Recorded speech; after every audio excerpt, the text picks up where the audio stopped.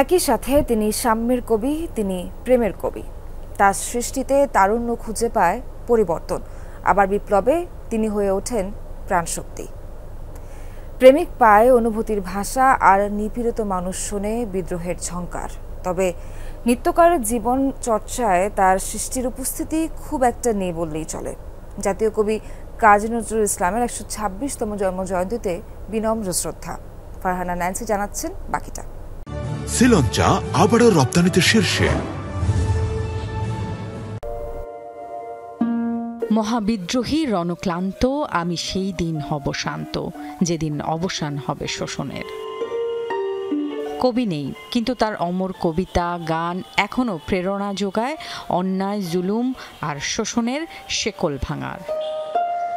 আজীবন মানবতার ধর্মে বিশ্বাসী নজরুল তীব্র ভাষায় আঘাত করেছেন ধর্মান্ধতা আর সাম্প্রদায়িকতা। আমি কবি বলে বলছি না, আমি আপনাদের ভালোবাসা পেয়েছিলাম। এক হাতে বাঁকা বাঁশের বাঁশুরি আর অন্য হাতে রণতুর্য নিয়ে জয়গান গেয়েছেন চিরতারুণ্যের। প্রাসঙ্গিক কবি নজরুলকে আমরা আমাদের জীবনচর্চায় কতটুকু মনে রেখেছি?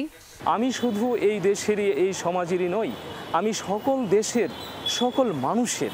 তাহলে এই যে সকল দেশের সকল মানুষের এই কবিকে, এটা কিন্তু আমাদের নিজেদের স্বার্থে তাকে প্রতি মুহূর্তে আমাদের কিন্তু চর্চার মধ্যে আনতে হবে, তাতে আমরা লাভবান হব। কিন্তু এই চর্চার জায়গাটুকুতে আমরা এখনো কিন্তু তার প্রতি সুবিচার করতে পারিনি। এটি আমাদের ব্যর্থতা, আমাদের সীমাবদ্ধতা। ধূমকেতুর মতো খুব ছোট্ট লেখালেখির জীবন, কিন্তু কি প্রবল প্রচণ্ড তার ঝলকানি।